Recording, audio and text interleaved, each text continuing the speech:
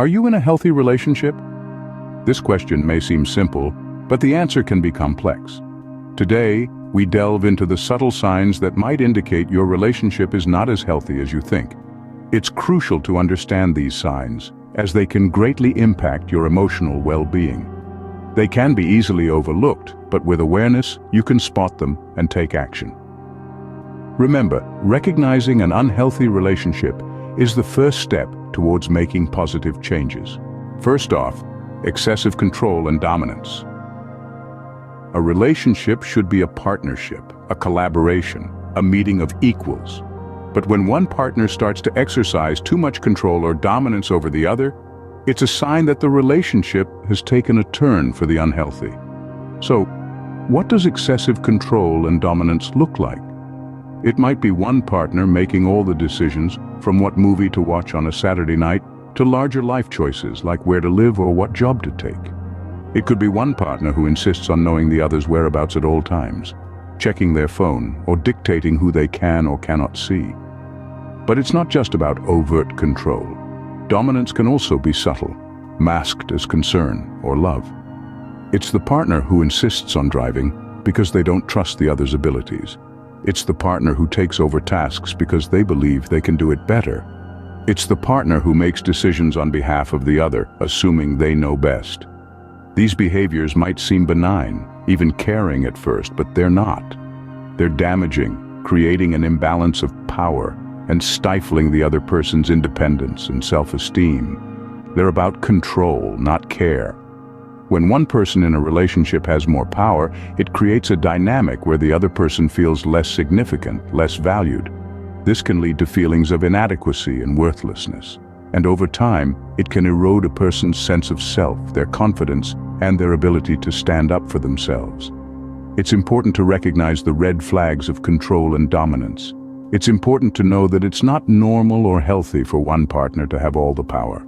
A relationship should be a balance, a give and take, a mutual respect for each other's autonomy and individuality. So, if you're in a relationship where you feel controlled or dominated, take note.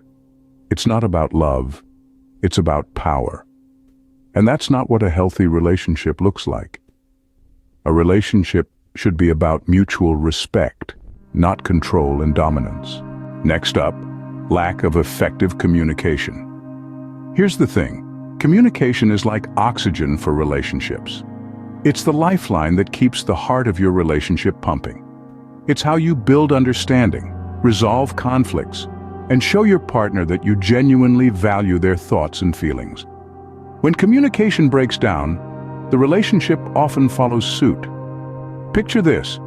You're in a boat, navigating the turbulent waters of life. Communication is your compass, your map. Without it, you're likely to get lost, drift apart, or even crash into unforeseen obstacles. That's exactly what happens in a relationship when communication is lacking. You become two people sharing a space, not two people sharing a life. But what does a lack of effective communication look like in practice? Well, it's when silence becomes the default response to conflict. It's when you find it difficult to express your feelings, fears, hopes, and dreams. It's when you feel unheard, misunderstood, or dismissed. It's when you're afraid to open up because of how your partner might react. That's when you know there's a serious communication gap. And let's be clear, we're not talking about the occasional miscommunication.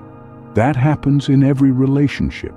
We're talking about a persistent pattern of misunderstanding, avoidance, and silence. We're talking about feeling lonely, even when you're together, because you're not really connecting on a deeper level. So, how can you improve communication in your relationship? Start by creating a safe space for open and honest dialogue. Listen more than you speak. Validate your partner's feelings even if you don't agree with them. And most importantly, be patient. Improving communication takes time, effort, and practice. Remember, it's okay to seek help if you need it. Therapists and counselors are trained to help you navigate these tricky waters. They can provide you with tools and techniques to improve your communication skills and ultimately your relationship. And always remember this, the quality of your relationship is directly proportional to the quality of your communication. So, if you want a healthy, thriving relationship, make sure you're investing in good communication. Remember, communication is the key to a successful relationship. Thirdly, constant criticism. Diving into the third sign of an unhealthy relationship, we are met with the icy waters of constant criticism. We've all heard the saying, "Nobody's perfect." It's true. We all have our quirks and flaws, our strengths and weaknesses. But in a healthy relationship, these flaws aren't constantly under the microscope. They aren't picked apart, analyzed, and used as ammunition. Now, let's clear something up. Criticism, in and of itself, isn't necessarily bad. In fact, constructive criticism can be a healthy and necessary part of personal growth and development. It can help us see our blind spots, challenge our thinking, and push us to improve. However, constant criticism is a different beast altogether. It's like a relentless storm, wearing away at the shores of our self-esteem. It can be subtle, like a persistent nagging, or overt, like harsh words and belittling comments. Either way, it's corrosive. It eats away at our confidence, distorts our self-image, and can leave us feeling unworthy, inadequate, and constantly on edge. Constant criticism creates a toxic environment.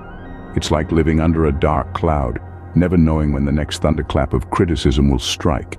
It can make us question our worth, second-guess our actions, and live in a constant state of anxiety. And let's face it, that's no way to live. So what can we do about it? Recognize it for what it is. Understand that constant criticism isn't about you. It's about the person dishing it out. It's often a reflection of their own insecurities, their own unmet needs. It's not your job to fix them or to shrink yourself to fit their mold. Remember, you are